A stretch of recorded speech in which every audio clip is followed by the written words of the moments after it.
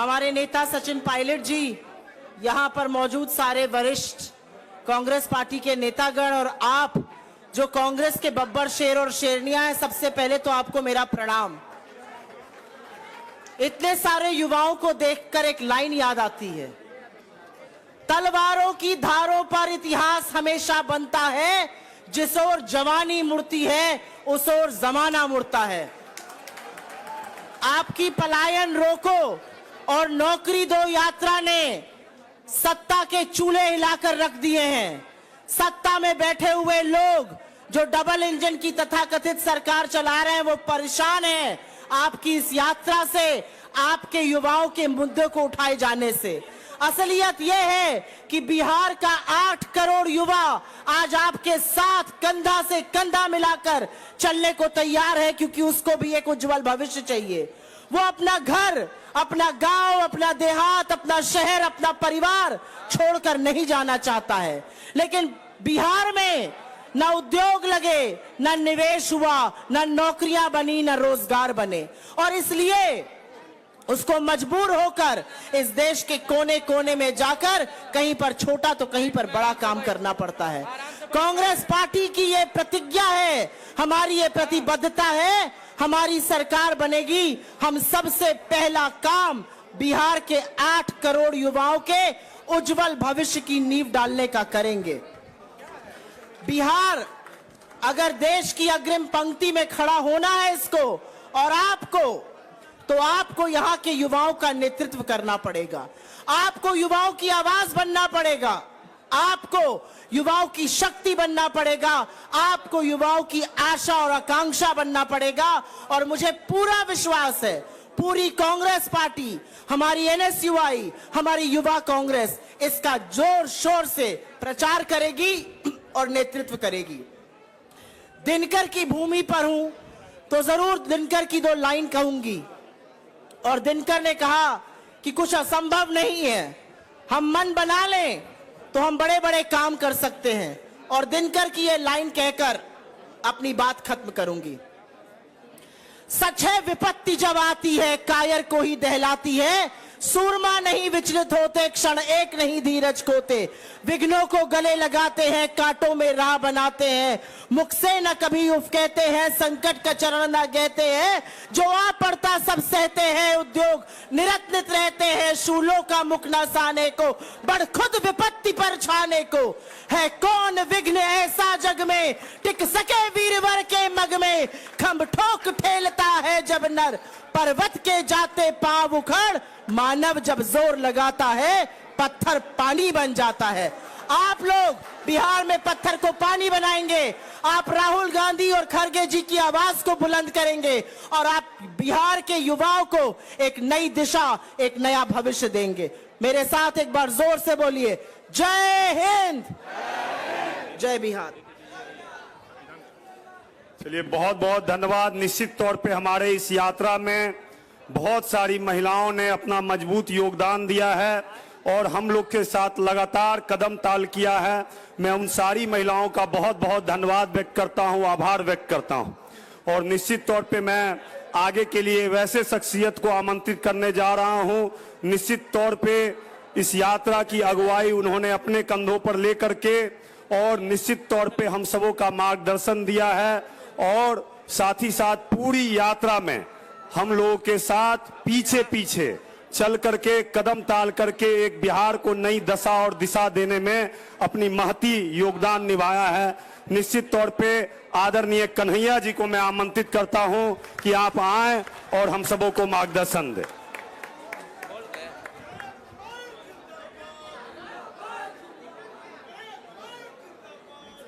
आदरणीय कन्हैया सर, आप जहां कहीं भी हो आकर के हम लोग को अपना मार्गदर्शन दें।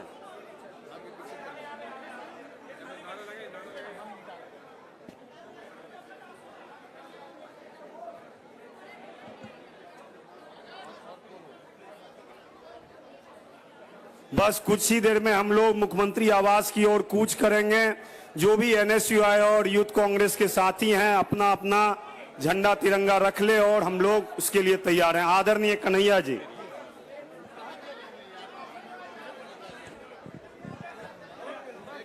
मंच पर उपस्थित सम्मानित नेतागण और इस यात्रा की जनसभा में आए हुए बिहार के कोने कोने से कार्यकर्ता साथी, नौजवान विद्यार्थी, महिलाएं और बुजुर्गों, मैं आपका बहुत ज़्यादा वक्त नहीं लूँगा क्योंकि हमारा आगे का कार्यक्रम ये है कि यात्रा अपने तय कार्यक्रम के अनुसार मार्च करेगी और हम लोग मुख्यमंत्री जी से मिलने का प्रयास करेंगे।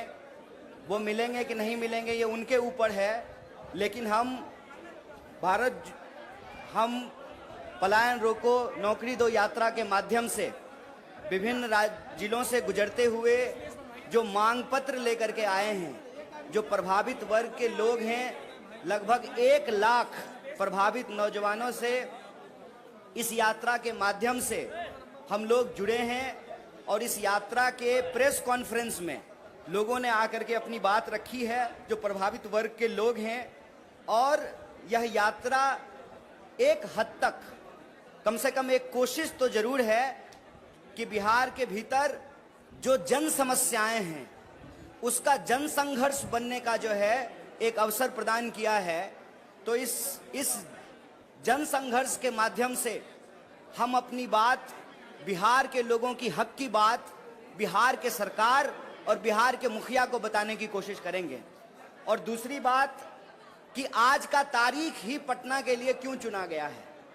आज का तारीख पटना के लिए इसलिए चुना गया कि आज महात्मा ज्योतिबा फूले की जयंती है और महात्मा ज्योतिबा फूले कहते थे कि शिक्षा के बिना बुद्धि का नाश होता है और बुद्धि के बिना नैतिकता का नाश होता है, नैतिकता के बिना विकास का नाश होता है और विकास के नाश से धन का नाश होता है और धन का नाश होने से जो बहुजन वर्ग के लोग हैं, जो बहुतायत लोग हैं, उनकी तबाही आती है, उनका भारी नुकसान होता है। तो महात्मा ज्योतिबा फूले शिक्षा पर जोर देते थे और कहते थे कि बहुतायत लोगों के लिए, समाज के जो गरीब लोग हैं, शोषित लोग हैं, पीड़ित लोग हैं, उनका कल्याण शिक्षा से हो सकता है, इसीलिए उनको शिक्षा पे जोर देना चाहिए। लेकिन आज शिक्षा की हालत यह है कि जो शिक्षण संस्थान है उस पर लोगों को भरोसा नहीं है, जो सरकारी शिक्षण संस्थान है, और उसमें जो पढ़ने वाले लोग हैं जिस तरीके से वो पढ़ते हैं कि वो मजबूर हैं शिक्षा की कमी के चलते पलायन करने को लेकर के।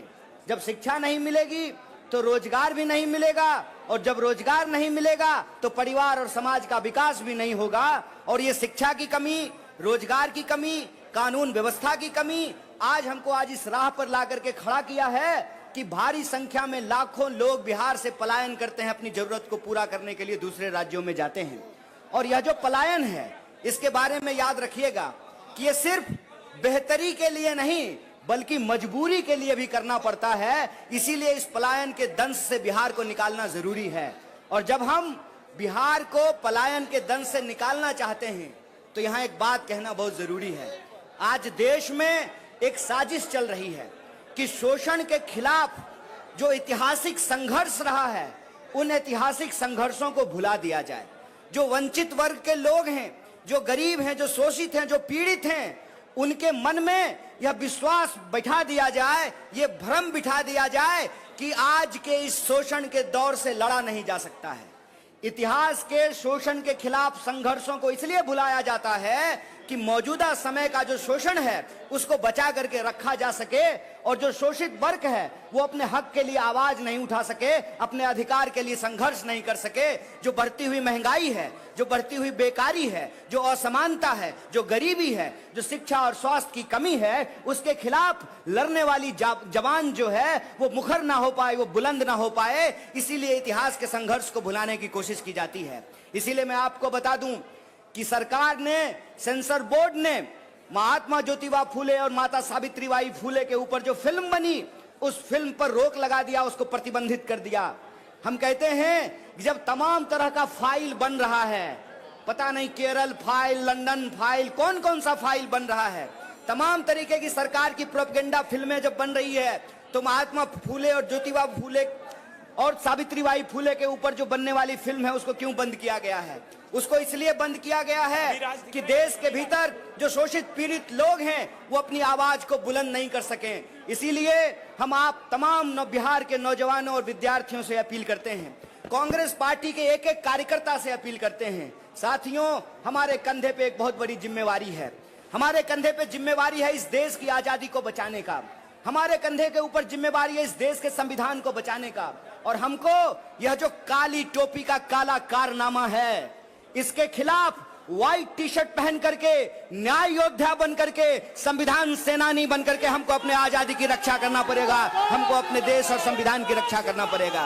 इसीलिए बिहार के भीतर, देश के भीतर अगर कहीं कोई अन्याय होगा तो कांग्रेस पार्टी का एक एक कार्यकर्ता जो संविधान में भरोसा करता है, इस देश में जिसको भी संविधान के ऊपर भरोसा है, जो इस देश की आजादी को सही समझता है, जिसको लगता है कि देश की आजादी ने यह अधिकार दिया है कि अमीर और गरीब का वोट बराबर किया है, यह देश जितना अमीरों का है उतना ही गरीबों का है, इस बात में जो भरोसा करने वाले लोग हैं, जो नफरत को हरा करके मोहब्बत को जिताने वाले लोग हैं, उनको एकजुट होना पड़ेगा, उनको कांग्रेस की विचारधारा से जुड़नी पड़ेगी, कांग्रेस का हाथ मजबूत करना पड़ेगा। क्योंकि कांग्रेस की लड़ाई अन्याय के खिलाफ न्याय की लड़ाई है, कांग्रेस की लड़ाई गुलामी के खिलाफ आजादी की लड़ाई है, कांग्रेस की लड़ाई इस देश में जो ऊंच नीच की व्यवस्था है उसको समाप्त करके समानता को स्थापित करने की लड़ाई है। इसीलिए मैं आप तमाम साथियों से यह आग्रह करता हूं कि यह यात्रा, यह अंतिम बात मैं आपसे बोल रहा हूं, यह यात्रा आज समाप्त नहीं हो रहा है, इस बात को याद रखिएगा। ये अंजाम नहीं है, आगाज है, इस बात को याद रखिएगा। इस बात को याद रखिएगा कि बिहार जब जब करवट लेता है देश बदलता है, और देश के इस बदलाव में बिहार के जो तमाम छात्र और नौजवान हैं कदम से कदम मिला करके इस आंदोलन में, इस जन आंदोलन में हिस्सा लें। और कांग्रेस पार्टी को हम शुक्रिया अदा करना चाहते हैं, हमारे नेता सचिन पायलट का, यूथ कांग्रेस का, एनएसवाई का, और एक एक वो व्यक्ति जो यात्रा में यात्री बन करके चला है, जो पेंडिंग भर्ती वाले हमारे नौजवान साथी हैं, हम सबका धन्यवाद करना चाहते हैं कि आपने जन संघर्ष का एक मंच दिया है। बदलाव की चाहत रखने वाला एक एक इंसान से जन संघर्ष के मंच से जुड़ेगा और बिहार में बदलाव होगा। ये अंजाम नहीं है, ये आगाज है, ये आगाज है कि हम बिहार में बदलाव करेंगे। बहुत बहुत शुक्रिया, बहुत बहुत धन्यवाद। चलिए, बहुत धन्यवाद। इस यात्रा में निश्चित तौर पे जितने भी हमारे साथी चले हैं, पेंडिंग भर्ती हो, सेवा दल हो, आदरणीय मनीष जी का भी मैं बहुत बहुत धन्यवाद करूंगा कि आपने बहुत ही मजबूती के साथ इस यात्रा को चलाया है। साथ ही साथ हमारे एनएसयूआई यूथ कांग्रेस के जितने भी राष्ट्रीय पदाधिकारी हैं, प्रदेश पदाधिकारी हैं, उनका भी बहुत बहुत धन्यवाद। अब मैं आगे के लिए आदरणीय अपने बिहार प्रदेश कांग्रेस कमेटी के सम्मानित अध्यक्ष, हम सबों के आदरणीय नेता राजेश राम जी को आमंत्रित करता हूं, आप आए और हम लोगों को मार्गदर्शन दे। आदरणीय राजेश राम जी।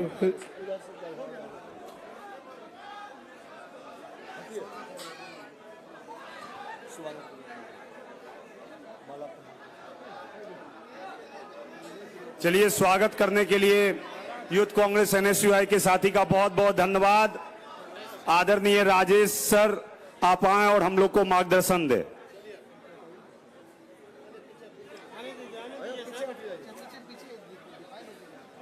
प्रणाम सर।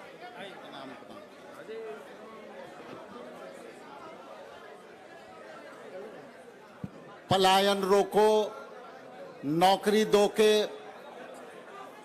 ये आम सभा में सभा के अध्यक्षता कर रहे युवा कांग्रेस के सम्मानित छोटे भाई गरीब दास जी, इस मंच पर उपस्थित हमारे युवाओं के दिल के धड़कन आदरणीय सचिन पायलट जी, इस मंच पर मंचासीन उदय भानु जी, ऑल इंडिया कांग्रेस कमेटी के अध्यक्ष एनएसवाई वरुण जी, मंच पर विराजमान हमारे प्रखर प्रवक्ता आदरणीय सुप्रिया श्रीनेत जी, अभय दुबे जी, और मंच पर विराजमान तमाम हमारे विधायकगण और यहाँ उपस्थित तमाम कार्यकर्ता, एनएसवाई यूथ कांग्रेस के जुझारू साथीगण, मैं सबको इस मंच के माध्यम से आपको अभिनंदन करता हूं, स्वागत करता हूं। आज मैं देख करके आपके साथ मैं कंधे से कंधे मिला करके चलने के लिए तैयार हूं।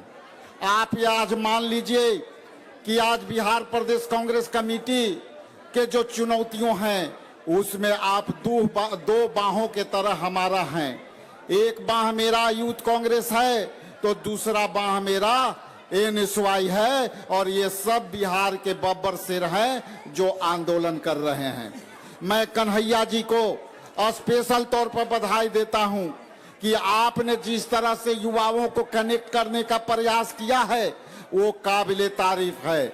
और आप जैसे ऊर्जावान तमाम जितने आपके टीम के लोग हैं मैं सबको स्वागत करता हूं। लेकिन इसी मन से मैं आप लोग को एक आगाह करता हूं कि हमारी और आपकी चुनौतियों सामाजिक न्याय के पथों पर चलने की है। हमारी आपकी चुनौतियों न्याय पथ पर चलने की है। और जब न्याय पथ पर हम अब चलते हैं तो कई पैरों में कांटे लगते हैं। उस कांटे से अभी जो है लड़ना होगा और उस कांटे के साथ हमको आगे जाना होगा। जिस तरह से बिहार में जो है बेरोजगारी बढ़ी है, आपको जितना भी यहाँ इंडस्ट्रियलिस्ट लोग को जो है एनआरआई को बिहार में बुलाया गया, आज ये स्थिति है कि बिहार में कोई अपना फैक्ट्री नहीं लगाना चाहता। इसलिए मैं आपसे सभी से अंत में निवेदन करता हूं कि यह यात्रा जब यहाँ से जब प्रारंभ होगी तो जो है आप अनुशासन के परिचय दें, ताकि आपकी इतनी बड़ी कार्यक्रम को सफलतापूर्वक जो है हम लोग उसको सफल करें। और यहाँ से जब निकलें तो एक अनुशासित सिपाही के तरह हम लोग जो है मुख्यमंत्री तक पहुँचे। अंत में मैं आप लोगों के बीच सचिन पायलट जी के सुनना ज्यादा चाहता हूं। आपसे बात होते रहेगी, लेकिन अभी आप सचिन पायलट जी को सुनिए और उनकी बातों को सुन करके आगे की तैयारी करिए। इन्हीं चंद शब्दों के साथ मैं जो है हर हर घर कांग्रेस की झंडा का कार्यक्रम में आपकी सहयोग जरूरी है। अभी हमारा बिहार प्रदेश कांग्रेस कमेटी का चौपाल कार्यक्रम शुभारंभ होने वाला है। इसलिए आप लोग को एक साथ कई काम करना है और ये सारा काम हम लोग को मिलजुल के करना है। और बिहार प्रदेश कांग्रेस कमेटी के अध्यक्ष के नाते आपका मैं इतना धन्यवाद देता हूं कि आज यदि यहाँ मैं हूं तो आप मानिए कि आप भी प्रदेश अध्यक्ष हैं। आपके कार्यकर्ता यहाँ आपके साथ खड़ा है। चूंकि राहुल जी ने यदि यहाँ दायित्व दिया है मुझे तो एक एक पैर विकार आप लोग थे। और एक एक चीज मानिए कि यदि प्रदेश अध्यक्ष यदि यहाँ राजेश राम है तो एक एक युवा कांग्रेस के साथी में प्रदेश अध्यक्ष है। हम हर आपकी निर्णय के साथ खड़े मिलेंगे, चूंकि आप भी हमारा जो है दायां हाथ और बायां हाथ है। इन्हीं चंद शब्दों के साथ पुनः एक बार युवा कांग्रेस के राष्ट्रीय अध्यक्ष को, एनएसवाई के राष्ट्रीय अध्यक्ष को और उनके तमाम टीम को, सचिन पायलट जी को और सुप्रिया श्रीनेत जी को और तमाम यहाँ सामने हमारे बड़े लोग बैठे हैं, सबको मैं स्वागत करते हुए अपना वाणी का विराम देता हूँ। बहुत बहुत धन्यवाद। Thank you. उपस्थित सभी आगंतुक गण, अब हमारे बीच आदरणीय श्री सचिन पायलट आपको संबोधित करेंगे। सचिन पायलट जिंदाबाद। सचिन पायलट बिहार जिंदाबाद। प्रदेश कांग्रेस कमेटी के अध्यक्ष, सचिन पायलट जिंदाबाद। बिहार प्रदेश कांग्रेस कमेटी के अध्यक्ष, हमारे एआईसीसी की प्रवक्ता बहन सुप्रिया जी, वरुण जी, उदय भान जी, शकील भाई, मंच पर सभी नेतागण, हमारे नौजवान साथी एनएसयूआई के प्रभारी कन्हैया कुमार जी, इस सभा में मौजूद नौजवान दोस्तों, भाइयों बहनों, बहुत समय हो गया, लंबे समय से आप यहाँ बैठे हो गर्मी में, लेकिन मैं सबसे पहले तमाम उन यात्रियों को धन्यवाद देना चाहता हूं जिन्होंने पिछले 26 दिनों से इस गर्मी में, इस धूप में जनता की, नौजवानों की आवाज बनकर सड़कों पर आप निकले। पलायन को रोकने के लिए नौकरियां देने के लिए जो सरकार को मजबूर करने का बीड़ा आपने उठाया है, उसको बल देने के लिए, उसको ताकत देने के लिए आज हम तमाम साथीगण आपके बीच में मौजूद हैं। और मैं आपको बताना चाहता हूं, इस देश में और खासकर बिहार में सबसे बड़ी महामारी कोई है तो बेरोजगारी है। हर घर हर गांव में पढ़े लिखे शिक्षित नौजवान बच्चे बच्चियां भटक रहे हैं, अपना भविष्य अंधकार में देखते हैं, जवाबदेही तय करना चाहते हैं पटना में बैठे लोगों की।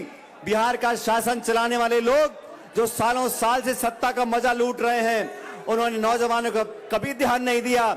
आप जवाब मांगो तो लाठी मिलती है, घपले हैं, भर्तियों में रिश्वत देकर नौकरी मिल रही है, पेपर लीक हो रहे हैं और पूरे भारतवर्ष में। और जैसा मैंने कहा, विशेष रूप से बिहार के नौजवानों के साथ जो सालों साल से बेइंसाफी हो रही है, उसके खिलाफ आवाज उठाने के लिए इस यात्रा का आगमन हुआ है। और आज पटना में 27वें दिन ये तमाम साथी यहाँ मौजूद हैं। मैं आप लोगों को विश्वास दिलाना चाहता हूं, अखिल भारतीय कांग्रेस कमेटी, राहुल गांधी जी, प्रियंका जी और खड़गे साहब, हम सब ने मन बनाया है कि बिहार में जब जब जनता के बीच जाएंगे तो रोजगार का मुद्दा सबसे पहले उठेगा। जो बैकलॉग है उसको भरना पड़ेगा, जो लाखों लाख नौकरी के वादे सरकार ने किए हैं उसको पूरा करना पड़ेगा।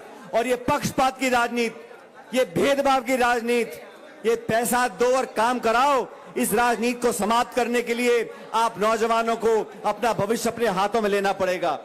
मैं धन्यवाद देना चाहता हूं हमारे नवनियुक्त प्रदेश अध्यक्ष जी का, जिन्होंने युवक कांग्रेस को और एनएसयूआई को अपना हिस्सा माना, एक ताकत दी और संबल दिया।